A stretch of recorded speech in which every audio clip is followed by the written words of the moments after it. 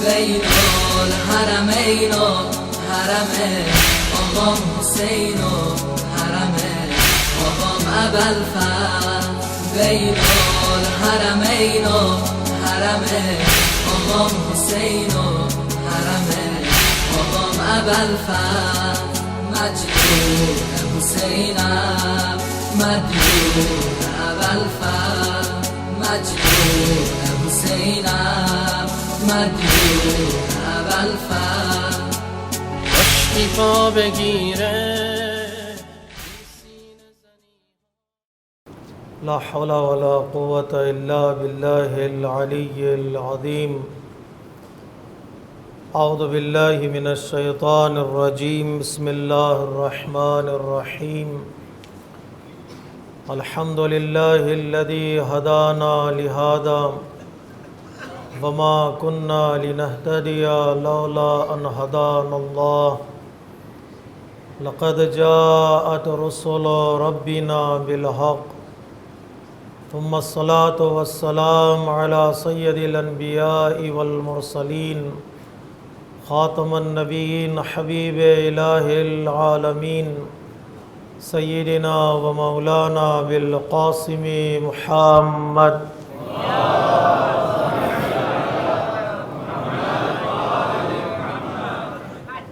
وعلى اہل بیتہ الطیبین الطاہرین المظلومین المعصومین المیامین ولعنۃ اللہ علی اعدائہم اجمعین من یومنا ھذا الی قیام یوم الدین. اما بعد فقد قال الحکیم فی کتابہ الکریم وقولہ الحق. بسم اللہ الرحمن الرحیم. وکنتم ازواجا ثلاثا اصحاب المیمنۃ ما اصحاب المیمنہ اصحاب المشأمۃ ما اصحاب المشأمہ والسابقون السابقون اولئک المقربون فی جنات النعیم. صدق اللہ العلی العظیم.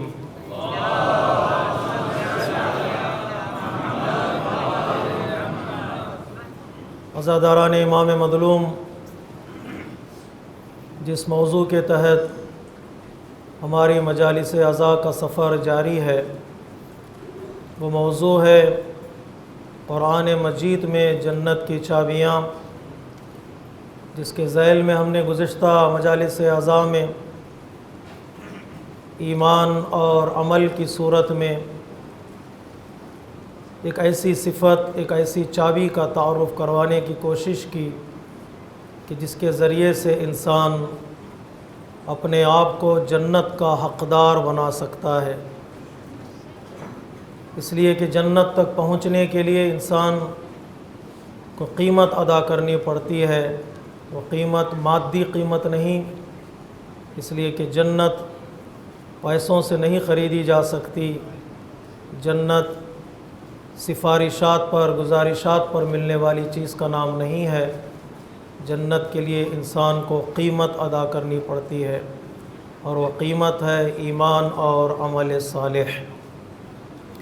آج کی مجلس میں ہم جنت کی دوسری چابی کی طرف اشارہ کرنے کی کوشش کریں گے، جس کی طرف اللہ تبارک و تعالیٰ نے قرآن مجید میں خصوصی طور پر سورہ واقعہ میں اس بات کی طرف اشارہ کیا ہے کہ ہمارا بچہ اس سورہ واقعہ کی آیات سے آگاہ ہے، آشنا ہے.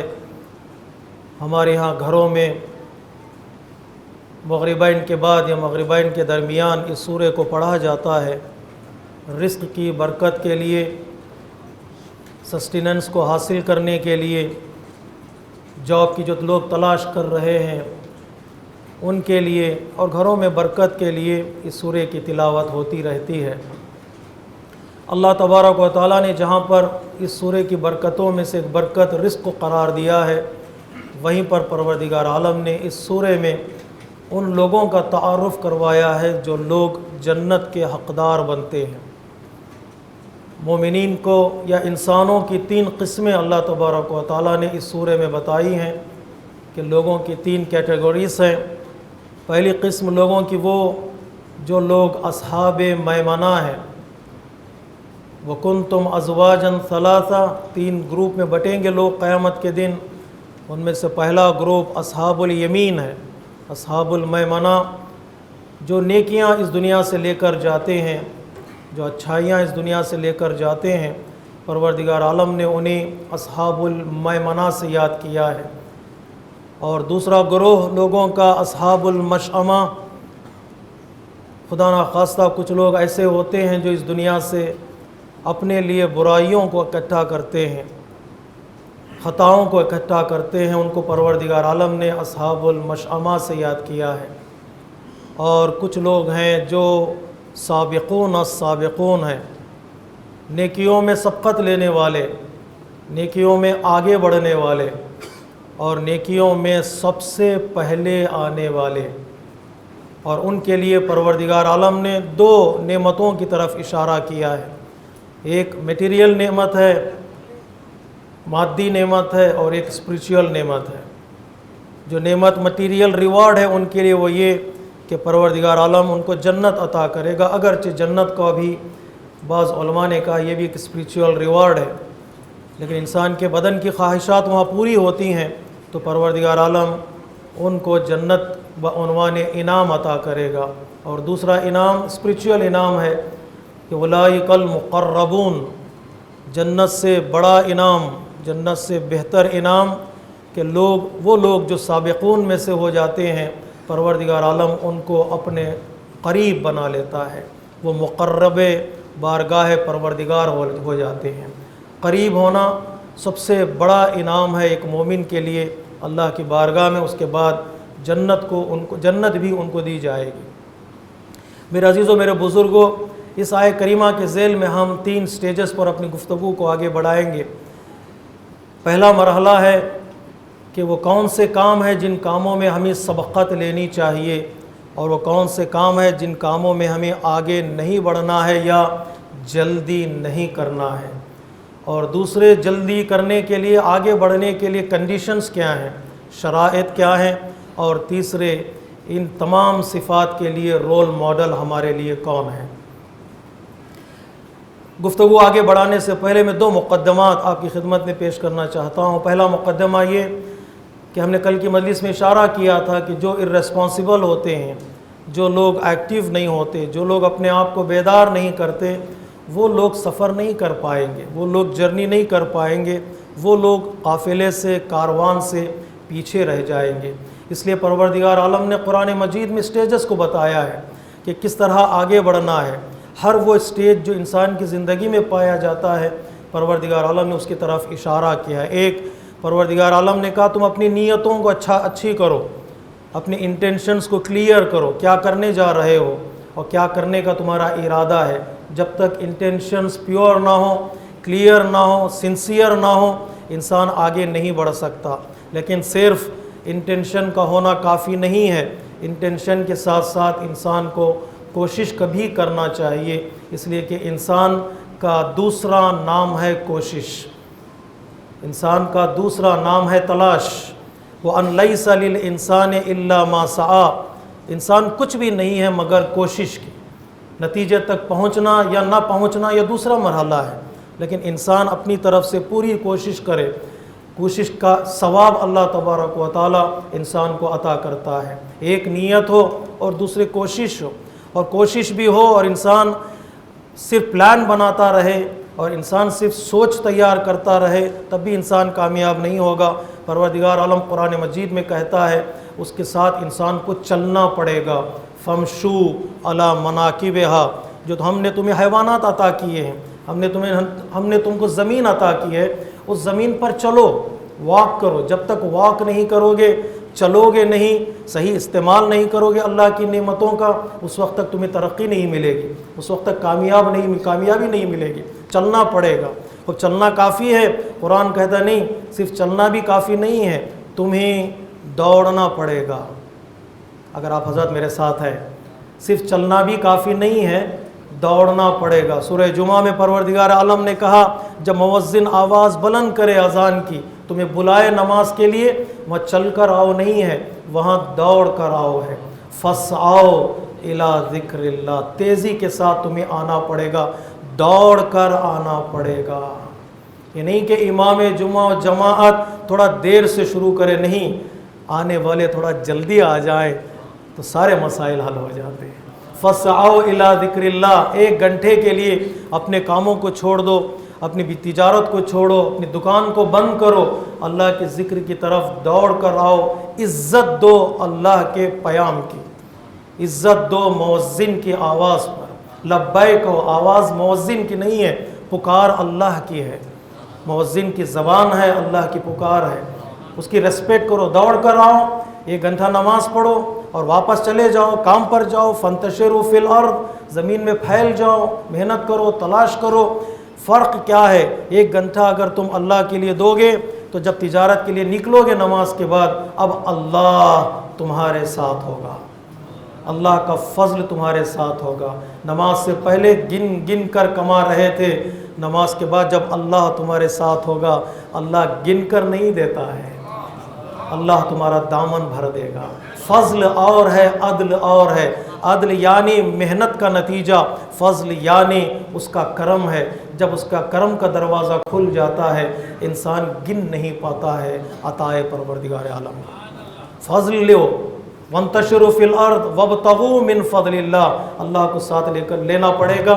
اگر نماز کے لیے تم نے اپنا تھوڑا سا وقت دیا تو دوڑ کر نماز کی طرف آؤ۔ فاسعوا الی ذکر اللہ، اور اس کے بعد صرف دوڑنا بھی کافی نہیں ہے، تھوڑا دوڑ میں بھی تیزی ہونی چاہیے، سپیڈ ہونی چاہیے۔ کتنا دوڑے، کتنا تیز دوڑے۔ قرآن مجید کہتا ہے، دیکھیے قرآن مجید کے یہ الفاظ ہیں، میں آپ کی خدمت میں پیش کر رہا ہوں۔ دوڑو اور اس کے بعد کہو، اللہ تبارک و تعالیٰ کہتا ہے سپیڈ ہو تمہارے اندر، تیزی کے ساتھ دوڑو۔ وَسَارِعُوا إِلَىٰ مَغْفِرَةٍ مِّن رَبِّكُمْ، تیزی، سرعت یعنی سپیڈ ہو، تمہارے دوڑنے میں بھی سپیڈ ہو۔ یہ ریس نہیں ہے میدان میں، رننگ ریس وغیرہ میں انسان دوڑتا ہے، یہ نیکیوں کی طرف دوڑنے کی بات کر رہا ہے اللہ تبارک و تعالیٰ۔ فَسَارِعُوا إِلَىٰ مَغْفِرَةٍ، یا سَارِعُوا إِلَىٰ مَغْفِرَةٍ مِّن رَبِّكُمْ وَجَنَّةٍ، اللہ کی مغفرت کی طرف، اللہ کی جنت کی طرف تیزی کے ساتھ دوڑو۔ اور تیزی کے ساتھ انسان دوڑے گا، سب لوگ دوڑتے ہیں، لیکن اللہ تبارک و تعالیٰ کے کلمات یہاں پر آیات رکے نہیں ہیں۔ ایک چلو، چلنے کے بعد دوڑو، دوڑنے کے بعد تیزی کے ساتھ دوڑو، تیزی کے ساتھ دوڑنے کے بعد اللہ تبارک و تعالیٰ کہتا ہے والسابقون السابقون اولئک المقربون، تیزی کے ساتھ دوڑ کر تم پہلے نمبر پر آؤ، تمہارا مقام پہلا ہونا چاہیے۔ والسابقون السابقون، تم اول نمبر پر آؤ۔ ہم کہتے ہیں نا فرسٹ کم فرسٹ سرو، یہ قرآن مجید کی آیت کہہ رہی ہے والسابقون السابقون۔ کچھ لوگ ہیں جو پہلے آ جاتے ہیں، پہلے نمبر پر وہ ان کا مقام ہوتا ہے، محنت کرتے ہیں، تلاش کرتے ہیں، جب وہ اس مقام پر پہنچتے ہیں تو پروردگار عالم کہتا ہے ہم ان کو اپنا قریب بنا لیتے ہیں۔ قریب ہونے کے لیے تمہیں پہلے نمبر پر آنا پڑے گا۔ سبقت تمہارے اندر بہت ضروری ہے۔ سبقت کے 2 معنی، ایک پہلے نمبر پر آؤ، دوسرے کمپٹیشن میں جیت جاؤ۔ مسابقہ جو ہوتا ہے، کمپٹیشن 2 لوگوں کے درمیان ہوتا ہے، تم پہلے نمبر پر آ جاؤ، کمپٹیشن میں جیت، تو کمپٹیشن ہے، اس دنیا میں کمپٹیشن ہے، آ جاؤ گے تو پروردگار عالم تمہیں 2 نعمتیں عطا کرے گا۔ یہ پہلا مقدمہ۔ اور دوسرا مقدمہ یہ ہے کہ میرے عزیزو، آج جو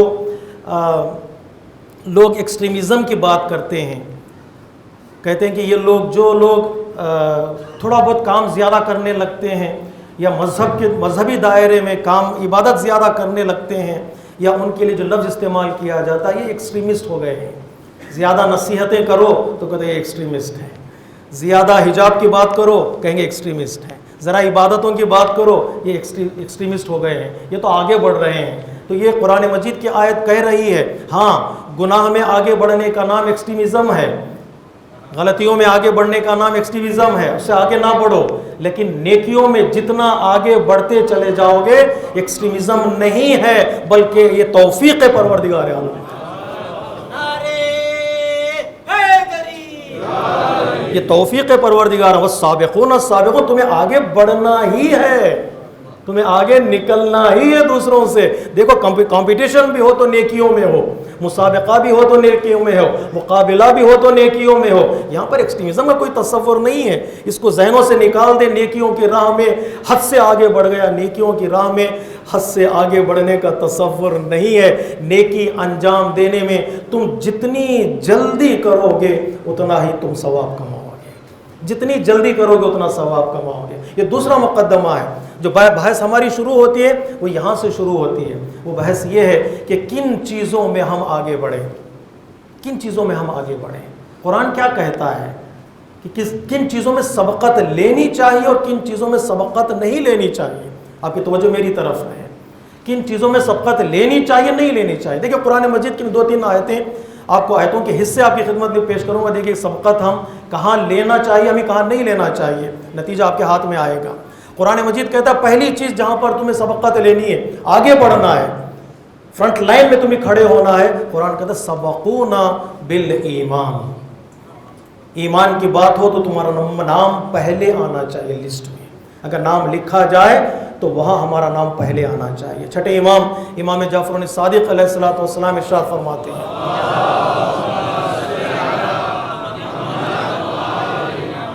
اگر کسی شہر میں ایک لسٹ تیار کی جائے, بہترین لوگوں کی لسٹ تیار کی جائے, ہمارے چاہنے والے کا نام اس میں پہلا آنا چاہیے. ہمارے چاہنے والے کا نام اس میں پہلا آنا چاہیے. فسبقونا بالایمان. ہم دعا کرتے ہیں اپنے مومن بھائیوں کے لیے, اپنے مسلمان بھائیوں کے لیے. کن لوگوں کے لیے ہم دعا کرتے ہیں؟ جن کا نام پہلے ہے, جو فرنٹ لائن میں آتے ہیں, ایمان کے دائرے میں, ان کا ایمان اتنا مضبوط ہے وہ آگے کھڑے ہوتے ہیں. 1 2 میرے عزیزو, انفاق کی جہاں بات آتی ہے, جہاں چیریٹی کی بات آتی ہے, جہاں جنرسٹی کی گفتگو ہوتی ہے, قرآن کہتا ہے جو لوگ پہلے انفاق کرتے ہیں, جو لوگ انفاق کرنے میں جلدی کرتے ہیں, پروردگار کہتا ہے ان کا مقام بلند ہے, ان کا مقام عظیم ہے. کہ جو لوگ راہ خدا میں من انفق قبل الفتح وقاتل, کہ 2 چیزیں یہاں پر اللہ تبارک و تعالیٰ نے جوڑ دی ہیں. وہ لوگ جو انفاق قبل فتح مکہ سے پہلے جن لوگوں نے انفاق کیا ان کا مقام بلند ہے. جن لوگوں نے فتح مکہ کے پہلے جہاد کیا ان کا مقام بلند ہے. جو لوگ فتح مکہ کے بعد مجبور ہو کر انفاق کر رہے ہیں ان کا مقام الگ ہے. ان کا انفاق بھی انفاق ہے, ان کی چیریٹی بھی چیریٹی ہے. لیکن جو لوگ اسلام کی ضرورت کے وقت اسلام کے کام آتے ہیں ان کا مقام الگ ہے. جو لوگ مومن کی ضرورت کے وقت ان کے کام آتے ہیں ان کا مقام الگ ہے. جلدی کرو, انفاق میں چیریٹی میں جلدی کرو. نیکیوں میں جلدی نہیں کرو گے تو پھر نیکی ہاتھ سے نکل جائے گی. انفاق کرو. کیا کریں؟ انفاق میں 3 شرطیں ہیں چیریٹی کے لیے. انفاق کے لیے حدیثوں میں ہمارے پاس 1, انفاق کرنے میں مدد کرنے میں جلدی کرو. 2, مدد جتنی تم کر رہے ہو اسے زیادہ نہ سمجھو, زیادہ بھی ہو تو زیادہ نہ سمجھو. اور تیسرے, مدد کرو تو چھپا کر مدد کرو. جلدی کرو, زیادہ نہ سمجھو, چھپا کر مدد کرو. اگر یہ کرتے چلے جاؤ گے تو تمہارا انفاق پورا ہو جائے گا. پروردگار کہتا ہے جلدی کرو انفاق کرنے میں اور جہاد کرنے میں. جو لوگ فتح مکہ سے پہلے جہاد کیا ان لوگوں کا مقام بہت بڑا ہے, ان لوگوں کا مرتبہ ہی بہت بلند ہے. اعظم درجۃ عند اللہ, ان کا مقام اللہ کی نگاہ میں بڑا ہے. جو وقت پر کام آتے ہیں, جو سبقت اختیار کرتے ہیں مدد کرنے میں. 2 3 پروردگار عالم کہتا ہے فسابقوا الی الخیرات. مجموعی طور پر پروردگار عالم کہتا ہے ہر نیکی میں مومن کو چاہیے کہ وہ دوسروں سے آگے نکل جائے. کمپٹیشن ہو نیکیوں میں, ہر نیکی میں جو بھی نیکی ہو, جسے نیکی ہم کہتے ہیں, مومن وہ ہے کہ فاستبقوا الی الخیرات, وہ بہت آگے نکل جاتا ہے تاکہ نیکی اس سے پیچھے نہ رہ جائے. یہ تیسری قسم ہے جو پروردگار عالم سبقت کے عنوان سے بیان کرتا ہے. چوتھی چیز جس کی طرف ہم نے اشارہ کیا وہ سارعوا الی مغفرۃ, معافی مانگنے میں جلدی کرو, اللہ کی بارگاہ میں مغفرت طلب کرنے میں جلدی کرو. جتنی جلدی کرو گے اتنا ہی تمہاری زندگی سنور جائے گی. اس لیے بعض روایتوں میں ہے اہل بیت علیہ الصلوۃ والسلام اشارہ کرتے ہیں کہ ہمیں نوجوان کی توبہ بہت پسند ہے. نا کبھی کبھار ایک لسٹ بنائیے اہل بیت کو کیا پسند ہے. ہمیں اہل بیت پسند ہے, کبھی یہ بھی تو پوچھیں اہل بیت سے کہ آپ کو کیا پسند ہے. کی لسٹ بنائی ہے علماء کرام نے اہل بیت کو کیا پسند ہے. ان میں سے ایک یہ کہ اہل بیت فرماتے ہیں ہمیں نوجوان کی توبہ بہت پسند ہے. جیسے کہ نوجوان جب توبہ کرتا ہے تو وہ صرف توبہ نہیں کرتا ہے, وہ جہاد بن نفس کرتا ہے, وہ دشمنوں سے فائٹ کرتا ہے، وہ شیطانوں سے فائٹ کرتا ہے. آسان نہیں ہے اس کا لوٹ کر حق کے راستے پر آ جانا. وہ آ گیا تو اہل بیت کی نگاہ میں اس کا مقام بلند ہو جاتا ہے. سارعوا الی مغفرۃ و جنت، اور جنت کی طرف بھی تم دوڑ کر آؤ. قرآن مجید نے ان چیزوں کی طرف اشارہ کیا ہے. یہاں سبقت لو، لیکن میری بات یہاں سے شروع ہوگی کہ قرآن مجید نے جہاں کہا اس کی طرف تیزی کے ساتھ دوڑو. نماز نیکی ہے تو جلدی کرو، روزہ نیکی ہے تو جلدی کرو. جلدی کرنے کا مطلب وقت سے پہلے پڑھ لینا نہیں ہے. یہ بھی تو ذہن کہیں میں ایسا نہ ہو کہ کنفیوژن کریٹ ہو جائے ذہنوں میں. جلدی کرو کا مطلب یہ نہیں کہ وقت سے پہلے پڑھ لو. جلدی کرنے کا مطلب یہ ہے کہ جو اس کا ٹائم مقرر ہے اسے ڈیلے نہ کرو. جو ٹائم مقرر ہے اس سے آگے نہ لے جاؤ. جلدی مسجد میں پہنچنے والا، وقت پر مسجد میں پہنچنے والا، اذان کے لیے پہنچنے والا، پہلی صف پہ کھڑے ہونے کے لیے پہنچنے والا، نیکیوں میں آگے بڑھانے والے کا مقام ہی روایتوں میں بہت زیادہ ہے. مقام بلند ہے اس کا. تو یہاں پر تیزی سے کے ساتھ آگے بڑھو. لیکن جو دوسرا رخ ہے قرآن مجید نے اس کی طرف اشارہ کیا ہے. یہاں سے میں گفتگو شروع کروں گا کہ پروردگار عالم کہتا ہے وہ لوگ جن کے پاس ایمان نہیں ہے وہ بھی جلدی کرتے ہیں. کس چیز کی طرف جلدی کرتے ہیں؟ یسارعون الی الکفر، وہ تیزی کے ساتھ کافر ہونے میں جلدی کرتے ہیں. ایک اسکالر کی تقریر پسند نہیں آئی، ایک اسلامی اصول پسند نہیں آیا، ایک تربیت میں پیرنٹس کی غلطی ہو گئی، ایک کمیونٹی میں کسی نے فرد نے اس کی توہین کر دی، اس کی ڈس ریسپیکٹ کر دی، یا اس کی ریسپیکٹ نہیں کی، یا اس کا استقبال نہیں کیا. کوئی نہ کوئی ایسا ایشو اس کی زندگی میں آ جاتا ہے. اس ایک ایشو کو لے کر انسان دین چھوڑ کر کفر کی طرف جانے لگتا ہے. میرے عزیزوں، میرے بزرگوں، اگر مجھے کوئی چیز پسند نہیں ہے، اگر کسی نے میرا احترام نہیں کیا ہے، اس ایک چیز کی وجہ سے، ایک انسیڈنٹ کی وجہ سے میں یہ خوبصورت دین نہ چھوڑ دوں. اگر لوگ میری توہین کر رہے ہیں، لوگ برے ہو سکتے ہیں، دین برا نہیں ہوتا ہے. اگر پیرنٹس نے تربیت میں کوئی غلطی کی، پیرنٹس غلطی پر ہو سکتے ہیں، دین غلط نہیں ہو سکتا ہے. خصوصی طور پر مکتب تشیع غلط نہیں ہو سکتا. میری پسند کے مطابق میری زندگی نہیں ہو رہی ہے تو میں دین چھوڑ دوں. قرآن کہتا ہے کچھ لوگ جلدی کرتے ہیں، یسارعون الی الکفر، تیزی کے ساتھ جا کر کافر ہو جاتے ہیں. کہ ہمیں کوئی دین ہی پسند نہیں ہے، اس لیے کہ یہاں پر ہمیں جبر کیا گیا، یہاں پر ہمیں پریشر کیا گیا. وہ ماحول ہو سکتا ہے لیکن حقیقت دین کا پیغام نہیں ہو سکتا. ایک. دو، پروردگار عالم کہتے ہیں یسارعون الی الاثم والعدوان. اللہ اکبر. اگر آپ میرے ساتھ ہیں، پروردگار عالم کہتا ہے کچھ لوگ گناہ کی طرف جلدی کرتے ہیں، کچھ لوگ ظلم کی طرف تیزی کے ساتھ دوڑتے ہیں. اگر ایک اناؤنسمنٹ آ جائے، اللہ اکبر، کہہ سکتا ہوں نا، کوئی فلم کا اعلان ہو جائے، ریلیز ہو رہی ہے،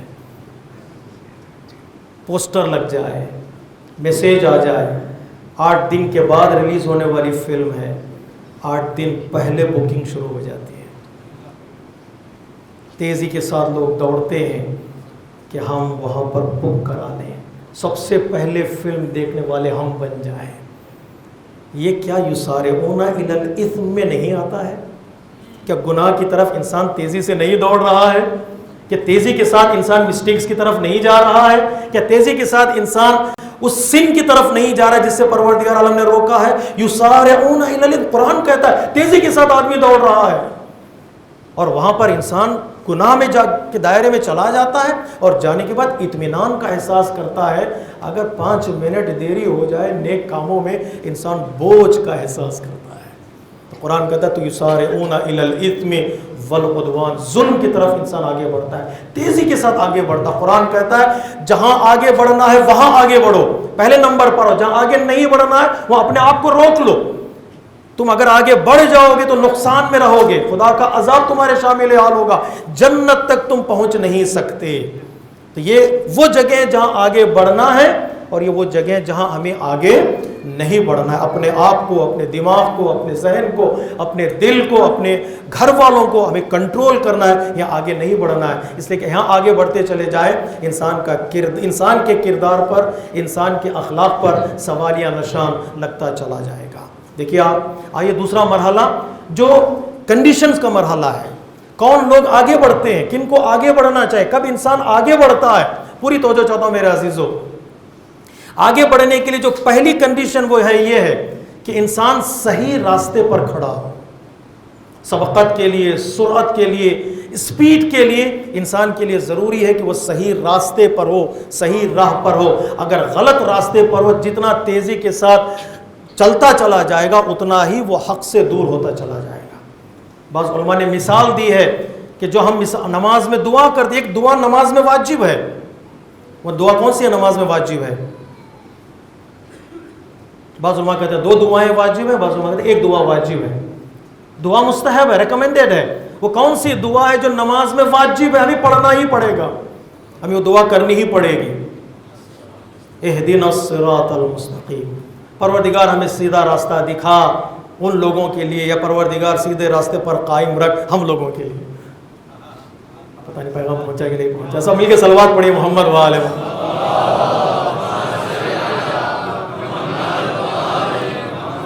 تو کیوں یہ راستے کی دعا 10 مرتبہ کم از کم ہم پڑھ رہے ہیں اہدنا الصراط المستقیم؟ کیوں پڑھ رہے ہیں؟ اس لیے کہ صحیح راستے پر آنا ہی کامیابی کی پہلی شرط ہے، پہلی کنڈیشن یہ کہ ہم صحیح راستے پر آئیں. اگر غلط راستے پر آئے تو انسان گمراہ ہو جائے گا. یہ صراط مستقیم اسلام کا راستہ ہے، میرا راستہ نہیں ہے. اسلام نے اس راستے کو معین کیا، اس پر چلو، تیزی کے ساتھ چلو. یہ مائی وے نہیں ہے کہ جو ہائی وے بن جائے. یہ صراط مستقیم اسلام کا وے ہے، جہاں اللہ تبارک و تعالیٰ نے اس وے کو، راستے کو معین کیا ہوا ہے. اس راستے پر انسان کو چلنا ہے، صراط مستقیم پر. اب ممکن ہے الگ الگ لوگ الگ الگ طریقوں سے راستوں سے آئیں. چھوٹے چھوٹے راستے ہوتے ہیں، سب وے ہوتے ہیں، وہاں سے انسان نکل کر آتا ہے، ہائی وے میں مل جاتا ہے. قرآن مجید ان چھوٹے چھوٹے راستوں کو سبیل کہتا ہے، جو مین راستہ ہے اسے صراط کہتا ہے، جو مستقیم ہے. صراط المستقیم مین راستہ وہی ہے. لوگ آئے دور دراز سے آئے، لوگ الگ الگ شہروں سے آئے، الگ الگ ٹرائب سے آئے، الگ الگ لہجے والے آئے، الگ الگ زبانوں والے آئے. استقبال ہے ان کا، وہ آئے سبیلوں سے آئے، صراط پر مل جائیں. جب صراط پر ملیں گے تو ایک ہی راستہ ہو جائے گا، اس راستے میں جائیں. بعض علماء نے مثال دی ہے دین مبین اسلام کو اسی راستے پر چلتی ہوئی گاڑی سے مثال دی ہے. وہاں پر کہیں انسان کو تیزی کے ساتھ دوڑنا پڑے گا، سرعت کے ساتھ انسان آگے بڑھے تاکہ ان لوگوں سے جا کر ملے جو ہم سے پہلے گزر چکے ہیں. جی مولانا یہ کون سا موضوع ہے، ہم لوگ تھکا رہے ہیں. بات پہنچ رہی ہے آپ تک؟ تیزی کے، میں نے کہا تیزی کے ساتھ آگے بڑھیں، تیزی کے ساتھ آگے بڑھیں، لیکن ان لوگوں سے جا کر ملیں جو ہم سے پہلے گزر چکے ہیں. ہمیں تیزی کے ساتھ آگے بڑھنا ہے، لیکن ملنا کس سے ہے؟ ان لوگوں سے جو ہم سے پہلے گزر چکے ہیں. پروردگار یہ کیسی مصلحت ہے، بڑھنا آگے ہے، ملنا پیچھے والوں سے ہے.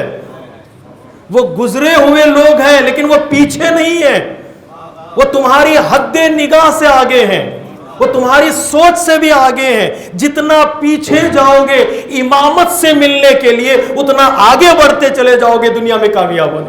نعرہ تکبیر، نعرہ رسالت، نعرہ حیدری.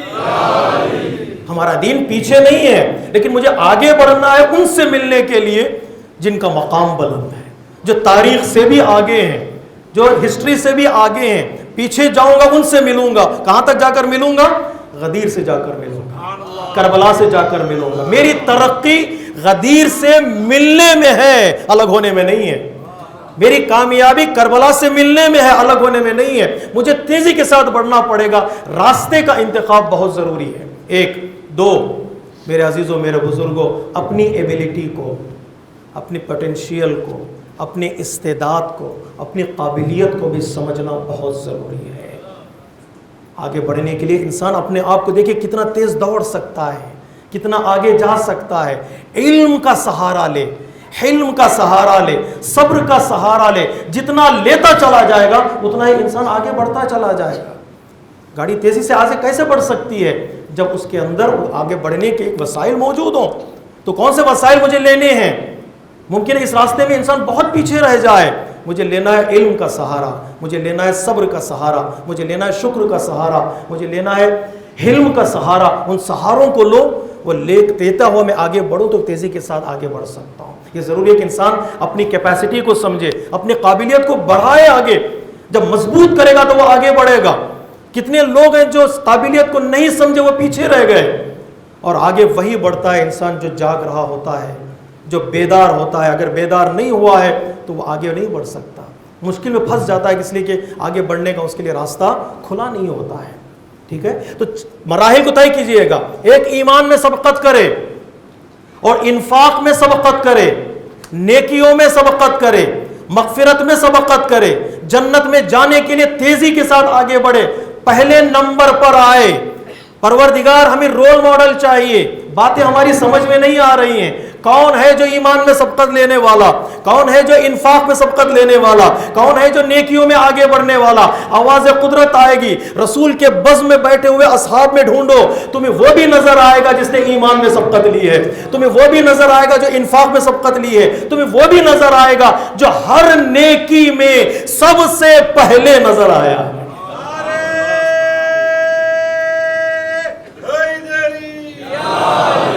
دیکھ لو نیکیوں کی تاریخ کو اٹھا کر دیکھ لو. اگر یقین نہیں آتا تو ہم سے نہیں, مامون سے پوچھو.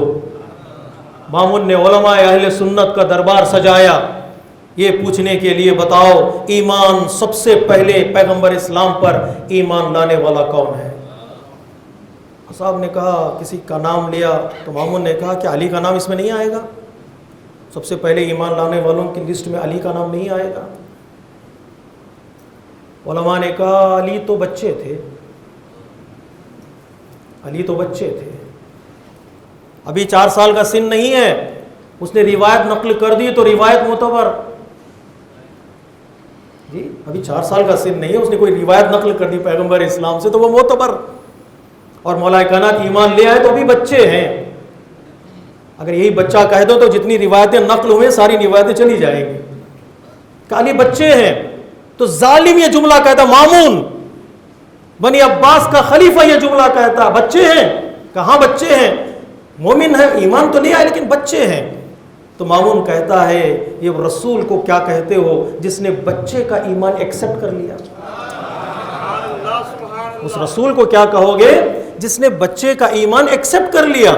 کہا میں ایمان لے کر آتا ہوں, میں تمہارا ساتھ دیتا ہوں, تمہاری نصرت کرتا ہوں. نہ ایکسپٹ کر لیا, ابھی بھی بچے ہی تھے کہ خلیفہ بنا دیا.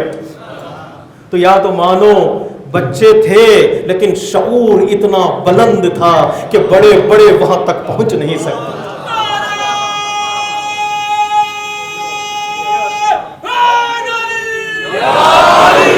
بچے تھے, شعور اتنا بلند تھا جہاں بڑے بڑے نہیں پہنچ پاتے تھے. میرے عزیزوں, محبت کی منزل میں سن نہیں دیکھا جاتا, شعور دیکھا جاتا ہے. جہاں بڑے بڑے آ نہیں پائے وہاں اصغر پہنچ گئے. صلوات پڑھیے محمد و آل محمد.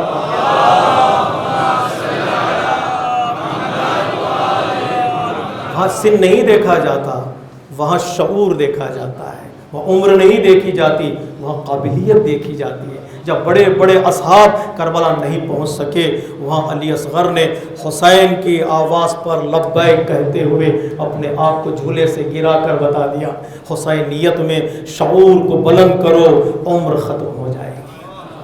اپنی فکر کو بلند کرو, اپنی سوچ کو بلند کرو. کہ سبقونا بالایمان, اگر دیکھنا چاہتا ہو مولا کائنات کی زندگی میں دیکھو, پوری پیغمبر اسلام کی تاریخ کا مطالعہ کرو, تمہیں ایک ہی انسان بار بار نظر آتا ہے. ایک ہی انسان بار بار نظر آتا ہے, چاہے وہ جنگ ہو یا صلح, یا گھر کی بات ہو یا میدان کی بات ہو, میدان کے حملے شجاعت کا میدان ہو یا سخاوت کا میدان ہو, صبر کا میدان ہو یا حلم کا میدان ہو, علم کا میدان ہو یا عمل کا میدان ہو, سوچ ہو, عقل کی بات ہو, عشق کی بات ہو, جہاں بھی دیکھو ایک ہی انسان بار بار نظر آتا ہے اور ہر جگہ نظر آتا ہے. اور کوشش بھی کر لی لوگوں نے کہ اس کو پیچھے کر دیا جائے, لیکن وہ پیچھے نہیں کر پائے.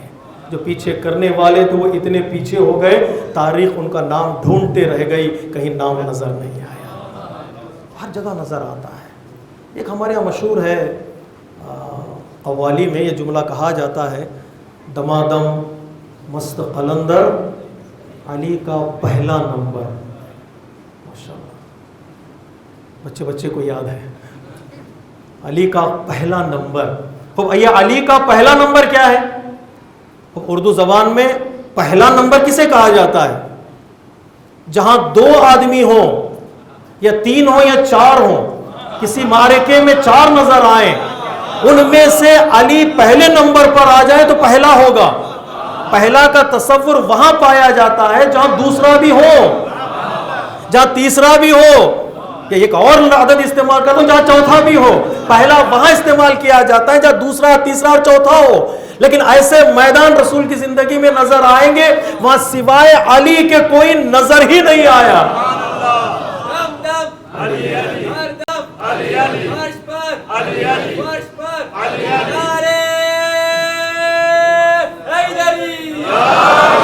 ایسا نہیں کہ نعرہ لگاؤ اور دل سے نعرے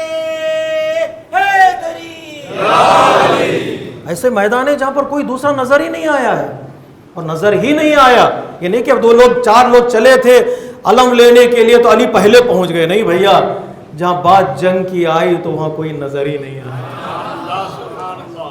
جہاں شجاعت کی بات آئی کوئی نظر ہی نہیں آیا. کسی نے کسی شیعہ بچے سے کہا ہمارے اس نے جنگ کے میدان میں کئی لوگوں کے پیر کاٹ دیے, کئی لوگوں کے پیر کاٹ دیے. اس شیعہ بچے نے مسکرا کر کہا پیر تو کاٹ دیا, سر کیوں نہیں کاٹے؟ تو اس نے کہا کہ سر تو پہلے علی کاٹ چکے تھے, اس نے پیر کاٹ دیے. شجاعت کے میدان میں کوئی نظر ہی نہیں آیا. علم لینے کی بات آئی تو سوائے علی کے کوئی نظر نہیں آیا. ذوالفقار لینے کی بات آئی تو سوائے علی کے کوئی نظر نہیں آیا. عمر بن عبدوس سے جہاد کا موقع کی بات آئی سوائے علی کے کوئی نظر نہیں آیا. صلح کا میدان ہو یا جنگ کا میدان, احد ہو, خیبر ہو, خندق ہو, کہیں بھی دیکھ لیجئے گا جہاں کوئی نظر نہیں آیا وہاں علی نظر آئے. تو علی کا پہلا نمبر نہیں, سوائے علی کے کوئی نہیں. پہلا نمبر نہیں ہے, سوائے علی کے کوئی نہیں ہے. جس ہر میدان میں جہاں علی کے سوا کوئی نظر نہیں آیا, رسول کے بعد ہمیں خلافت کے مسند پر سوائے علی کے کوئی نظر نہیں. کوئی نظر نہیں. یہ حقیقت ہے, یہ بات میں مبالغہ نہیں کر رہا ہوں آپ کی خدمت. حقیقت تاریخ کا مطالعہ کر کے دیکھ لیجیے آپ, تاریخ ہمارے لیے واضح ہے. جہاں کوئی نظر نہیں آیا 23 سال موقع دیا پیغمبر اسلام نے, کہیں تو نظر آ جاؤ, کہیں تو نظر آ جاؤ, بھولے سے تو نظر آ جاؤ, رات کی تاریکی میں تو نظر آ جاؤ.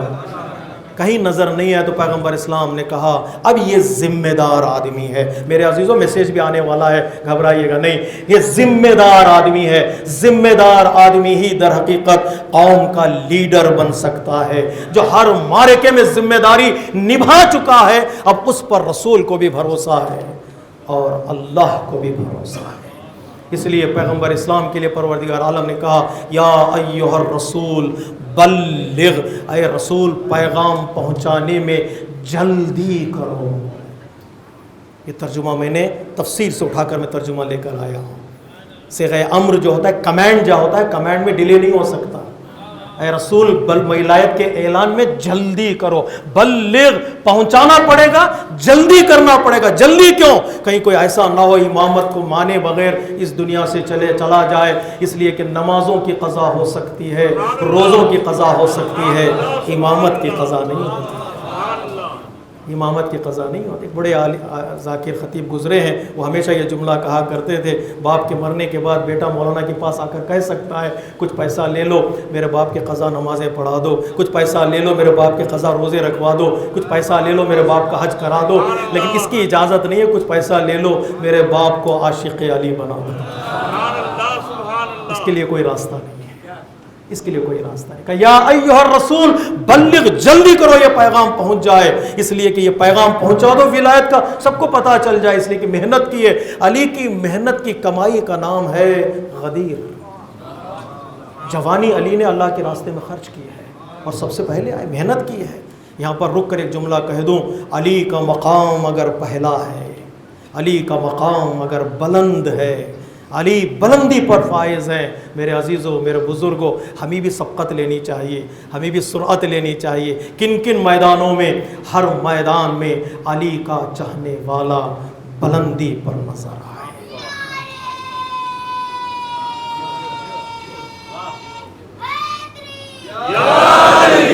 علی کا چاہنے والا ہر میدان میں بلند نظر آئے. ٹیکنالوجی کے میدان میں علی کا چاہنے والا بلندی پر نظر آئے. علم کے میدان میں علی کا چاہنے والا بلندی پر نظر آئے. کمالات میں علی کا چاہنے والا بلندی پر نظر آئے. ایک جملہ کہہ دوں, چہروں پر مسکراہٹ دیکھنا چاہتا ہوں, یہ کہ علی کا چاہنے والا بلندی پر نظر آئے. ہر فیلڈ میں علی کا چاہنے والا بلندی پر نظر آئے. ہر نیکی میں علی کا چاہنے والا بلندی پر نظر آئے. جب بلندی پر جا کر علی کی زندگی کا مطالعہ کرو گے تو فضائل کچھ اور سمجھ میں آنے لگیں گے. فضائل کچھ اور سمجھ میں آنے لگیں گے. یقین نہیں آتا تو مسم تمار سے پوچھ لو, بلندی پر جا کر فضائل بیان کرنے کا مزہ ہی کچھ اور ہے. مزہ ہی کچھ اور ہے. نہج البلاغہ میں ڈوب کر علی کو پڑھو, بلندی پر جا کر علی کو دیکھو تو علی اور بلند نظر آئیں گے. یعنی کہ علی تک پہنچ جائیں گے, تصور غلط ہے.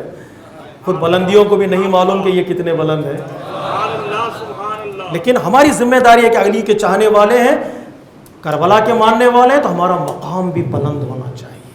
ذلت, پستی, گرنا, یہ اہل بیت کی محبت ہمیں اجازت نہیں دیتی. اہل بیت کی محبت کبھی چاہنے والوں کو ذلیل نہیں کرتی. اہل بیت کی محبت کبھی چاہنے والوں کو کمینہ نہیں بناتی. اہل بیت کی محبت جو فالوورز کو کبھی بھی اپنے حد سے گرنے والا نہیں قرار دیتی. یہ محبت انسان کو اور بلند کر دیتی ہے, اور بلند کر دیتی. کتنا بلند کرتی ہے اس کا کوئی اندازہ نہیں ہے. لیکن شرط یہ ہے, جنت تک پہنچنا چاہ رہے ہیں نا آپ, شرط یہ ہے کہ حسین کے قدموں پر سر ہو. تو سر قدموں پر پہنچے گا تو اٹھا کر حسین اسے سینے سے لگا لیں گے. میں ہمیشہ یہ جملہ کہا کرتا ہوں, حسین کے سینے تک پہنچنے کے لیے سر کو قدموں پر رکھنا پڑے گا. انتخاب راستہ کا انتخاب ہو ایک, جی قابلیت کو جانے اپنا ہمارے اندر کیا ایبیلٹی ہے, کیا پوٹینشیل ہے, کتنی تیزی سے میں جا سکتا ہوں, آگے بڑھ سکتا ہوں. 2, اتنی جنت کے دروازے ملیں گے, درجات ملیں گے. 3, ماحول اور انوائرمنٹ سے مجھے فائٹ کرنا پڑے گا. ماحول کا بہانہ بنا کر میں دین کو ہاتھ سے دینا نہیں چاہتا. دین کی قیمت بہت زیادہ ہے. ارے تم کیوں ایسے ہو گئے؟ کہا ماحول ایسا تھا, ہمارا کلچر ایسا تھا, ہمارا گھر ایسا تھا. نہیں, مومن کلچر کا سرنڈر نہیں ہوتا ہے. مومن وہ ہے جو حق پر آ جائے تو وہ حکومت کرتا ہے, غلامی نہیں کرتا. مومن حکومت کرتا ہے, غلامی نہیں کرتا ہے. حکومت یعنی کیا؟ اس کا عقیدہ پہلے ہوتا ہے, ساری چیزیں بعد میں ہوتی ہیں. بہانہ بنا سکتا ہے, رنگ ماحول تھا تو میں بدل گیا, ماحول تھا تو میں چینج ہو گیا, ماحول تھا تو میرا ایمان کمزور پڑ گیا. نہیں, اسلام کہتا ماحول کو بہانہ مت بناؤ, تم چاہو تو ماحول کو بھی بدل سکتے ہو. ماحول کو بھی بدل سکتے, انوائرمنٹ کو بھی بدل سکتا. جہاں تم ہو لیڈر وہی ہے نا, رہبر وہ, جہاں وہ ہے ماحول کو بدل دیتا ہے. انسان ایک اچھا انسان جہاں رہتا ہے وہ اپنے تمام انوائرمنٹ کو بدل سکتا ہے. فرعون کی بیوی آسیہ کیسے ماحول میں تھی؟ ظلم کا ماحول تھا, ستم کا ماحول تھا, لیکن ایسے ماحول کو بدلا کہ وہ اللہ کی نگاہ میں جنت کی حقدار بن گئے. مانگا بھی تو بڑا مقام مانگا اللہ کی بارگاہ میں. ماحول نے مجبور نہیں کہ تم مذہب بدل جاؤ, دین بدل جاؤ, اپنے کردار کو بدلو. نہیں, اپنے کردار پر ثابت قدم رہی. اللہ تبارک و تعالیٰ کہتا ہے یہ عورت تمہارے لیے نمونہ ہے, یہ عورت تمہارے لیے رول ماڈل ہے. بہانوں پر دین نہیں بدلا جاتا, بہانوں پر اصول نہیں چھوڑے جاتے. یہ عورت تمہارے لیے نمونہ ہے, عمل ہے. کس کے لیے؟ مردوں کے لیے بھی ہے, عورتوں کے لیے بھی نمونہ عمل ہے, رول ماڈل ہے تمہارے لیے.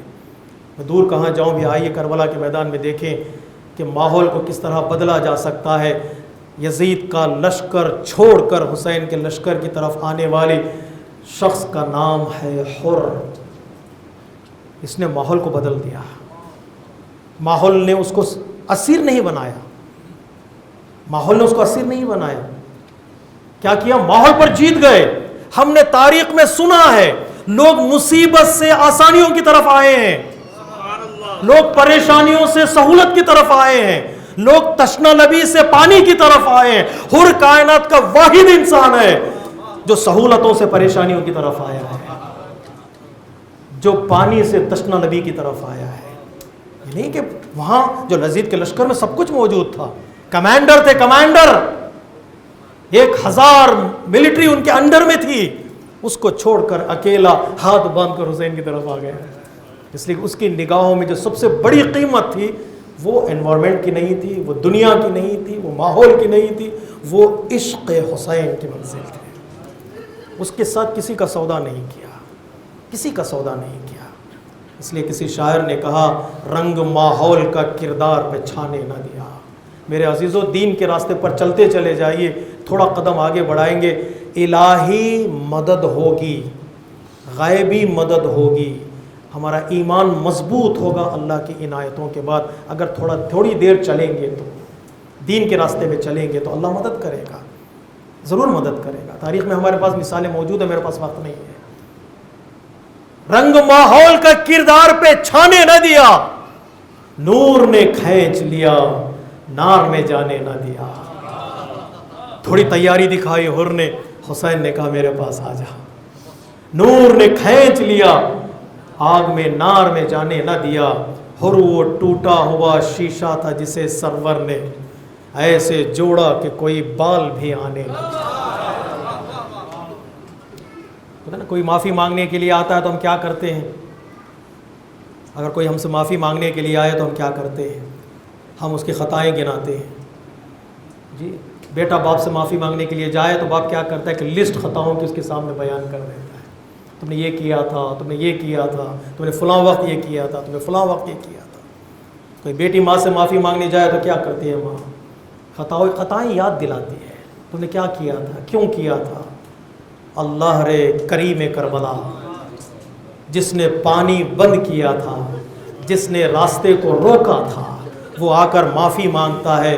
حسین اس کو اٹھا کر سینے سے لگاتے ہیں، یہ پوچھتے تک نہیں کہ تو نے کیا کیا تھا۔ معاف کرنے کا سلیقہ ہم حسین سے سیکھیں، معاف مانگنے کا سلیقہ حر سے سیکھیں، معاف کرنے کا طریقہ حسین سے سیکھیں۔ یاد تک نہیں دلایا تو کون ہے، تو نے کیا کیا تھا۔ اور یہ بھی نہیں کہا کہ میں معاف کر رہا ہوں۔ حسین نے ضمانت لی آخرت میں بھی وہ معاف کیا گیا ہوگا کہ جا میں نے بھی معاف کر دیا اور میرے خدا نے بھی تجھے معاف کر دیا۔ اللہ اکبر۔ زمین پر کربلا کی زمین وہ بابرکت زمین ہے جس زمین سے حسین مغفرت بھی بانٹ رہے تھے، جنت بھی بانٹ رہے تھے، لینے والے 72 سے زیادہ نہیں ملے۔ مغفرت بانٹ رہے تھے حسین، آئے کوئی آئے جو معاف کرنے کے لیے تیار ہے حسین۔ یہ سب اس موقع پر نہیں، آخری لمحات میں حضرت علی اکبر کی شہادت کے بعد امام حسین نے پکار کر کہا اے لوگوں اب بھی وقت ہے، لوٹ کر آ جاؤ۔ اللہ کریم اہل بیت حسین، کریم ابن کریم ہے حسین، اب بھی وقت ہے، لوٹ کر آ جاؤ۔ مغفرت بانٹ رہے تھے حسین، اور کو معاف کر دیا حسین نے، سینے سے لگایا۔ 2 مقامات پر روایتوں میں ہے کہ امام حسین علیہ الصلوۃ والسلام نے افسوس کا اظہار کیا ہے۔ 2 مقامات ہیں کربلا میں۔ پہلا مقام یہاں کہ اے حر، جب تو غیر کا تھا، لشکر لے کر میرے پاس آیا تھا تو میں نے تیرے لشکر کو پانی پلا دیا تھا، میں نے تجھے پانی پلا دیا تھا۔ اس وقت تک امام نے حکم دیا تھا اس وقت تک پانی پلاؤ جب تک کہ اپنا چہرہ نہ ہٹا لے، سیراب ہو جائے۔ پانی کے مشکیزوں کے دہانے حسین نے کھول دیے تھے۔ امام نے فرمایا حر، تو جب غیر کا تھا آیا تھا تو میں نے پانی پلایا تھا، جب اپنا بن کر آیا ہے تو معاف کرنا۔ حسین کے خیمے میں ایک قطرہ پانی کا، معاف کرنا، حسین کے خیمے میں ایک قطرہ پانی کا۔ اور دوسرا مقام بھی سن لیں گے، مصائب کی راتیں ہیں جب حضرت قاسم نے حسین کو آواز دی تھی۔ حسین خیمے سے نکلے تھے لیکن جب گھوڑوں کے ٹاپوں تلے قاسم کا بدن رون دیا گیا، حسین سراہنے پہنچے تو قاسم اس دنیا سے جا چکے تھے۔ حسین نے آسمان کی طرف دیکھ کر قاسم سے کہا قاسم چچا کو معاف کرنا، تو بلا رہا تھا میں وقت پر نہیں پہنچ سکا، وقت پر نہیں پہنچ سکا۔ حسین نے حر کو معاف کیا، اور حر نے سب سے پہلا جو انعام مانگا وہ یہ ہے کہ میں نے جیت کا اعلان کر دیا، حسینیت کے جیت کا اعلان بن گئے حر۔ مصیبتوں سے لوگ بھاگتے مصیبت میں آئے اور کہا حسین حق پر ہیں، یہ جیت کا اعلان کر دیا، تشنگی کو قبول کیا۔ ریوارڈ کیا مانگا حر نے انعام یہ مانگا، آقا میں یہاں آ چکا ہوں، جو میں نے خطائیں کی ہیں، جو میں نے غلطیاں کی ہیں، اس کا مجھے انعام چاہیے، اس کی معافی مانگنا چاہتا ہوں۔ میں کیا چاہتے ہو مولا؟ چاہتا ہوں سب سے پہلے اپنی جان کو آپ کی راہ میں قربان کر، سب سے پہلے اپنی جان کو قربان کر۔ حسین نے کہا جاؤ۔ حر سے پہلے روایت یہ کہتی ہے حر کا بیٹا مقتل میں گیا، اس نے جنگ کی، مبارز طلب کیے، رجز اس نے پڑھی، امام حسین کے حق کا اعلان کیا، وہ شہید ہوا، گھوڑے سے گرا، پکارا مدد کے لیے۔ حر جانا ہی چاہتے تھے کہ امام نے حر کے کندھے پر اپنا ہاتھ رکھا۔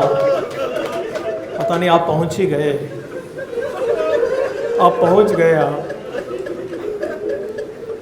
امام نے حر کے کندھے پر ہاتھ رکھا، کہا حر، بوڑھے باپ کو اس بات کی اجازت نہیں ہے کہ جوان بیٹے کے لاشے پر جائے، بوڑھے باپ کو اس بات کی اجازت دنیا نہیں دیتی ہے کہ وہ جوان کے سراہنے پہنچے، لیکن حر رک جاؤ، میں جاتا ہوں۔ حسین گئے حر کے بیٹے کے لاشے پر، اس کا سر اٹھایا، اپنے زانو پر رکھا۔ میں کہوں گا مولا آپ نے اصول بتا دیا، یہ دنیا اجازت نہیں دیتی کہ بوڑھا باپ جوان کے لاشے پر جائے۔ مولا اس عصر کے ہنگام کا کیا ہوگا جب علی اکبر آپ کو آواز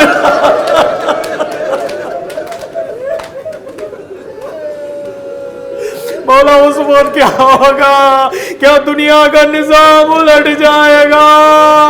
ارے یہ دنیا کا قانون ہے، بیٹا باپ کے لاشے پر پہنچتا ہے۔ کربلا کی مصیبت یہ ہے کہ باپ بیٹے کے لاشے پر پہنچنا ہے۔ پھر ہم سے مت پوچھو کہ تم گریا کیوں کرتے۔ مولا پہنچے علی اکبر کے بدن پر،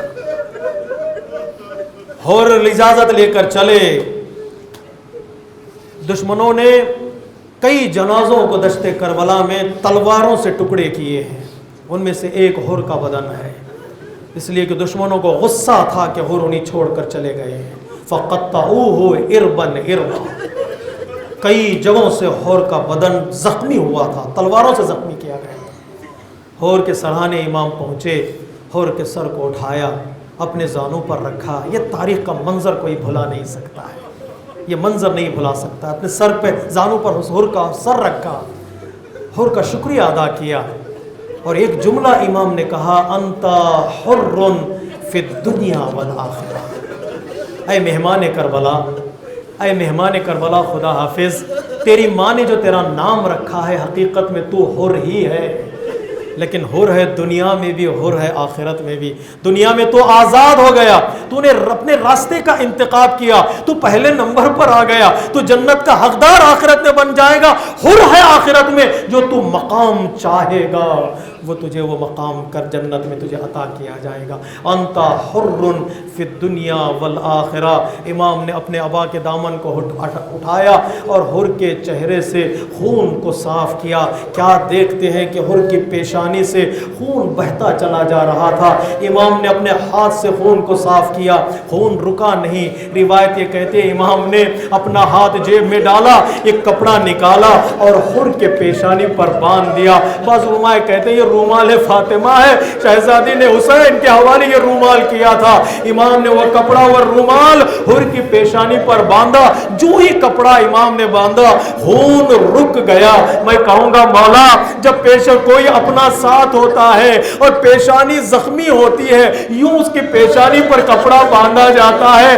آپ اس میرے ساتھ چلیے، مصائب کا ایک جملہ ہے، یوں کوئی ساتھ ہوتا ہے تو زخموں سے خون کو روکنے کے لیے یوں کپڑا وہ پیشانی پر باندھ دیتا ہے۔ روایت یہ کہتی ہے عصر عاشور کسی نے سنگین پتھر حسین کی پیشانی پہ مارا، پیشانی سے خون کا فوارہ نکلا۔ حسین نے اپنے ابا کے دامن کو اٹھایا، خون صاف کرنا چاہتے تھے کہ حرملا نے ایک ایسا تیر حسین کے سینے پہ مارا، ارے حسین زلجنا پر سنبھل نہ سکے، زمین کربلا پر آئے، آواز فاطمہ آئی، اے عرض کربلا میرا بچہ ہے۔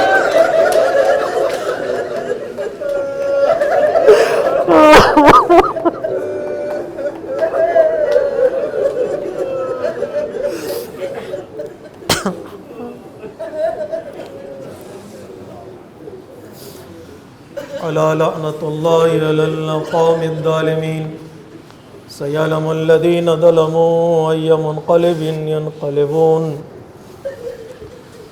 السلام عليك يا أبا عبد الله وعلى الأرواح التي حلت بفنائك عليك مني سلام الله أبدا ما بقيت وبقي الليل والنهار ولا جعله الله آخر العهد مني لزيارتكم السلام على الحسين وعلى علي بن الحسين وعلى أولاد الحسين وعلى أصحاب الحسين.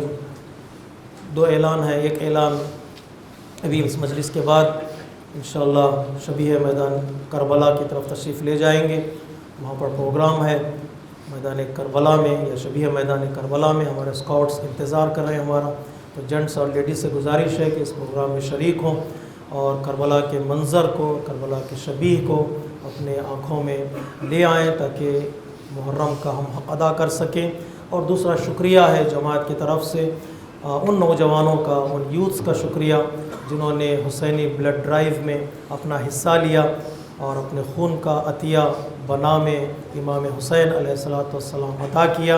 الحمدللہ 470 یونٹ سے زیادہ بلڈ کو انہوں نے کلیکٹ کیا ہے. یہ بہت ہی ایک اچھی بات ہے کہ ہمارے نوجوان اس طرح آگے بڑھ رہے ہیں.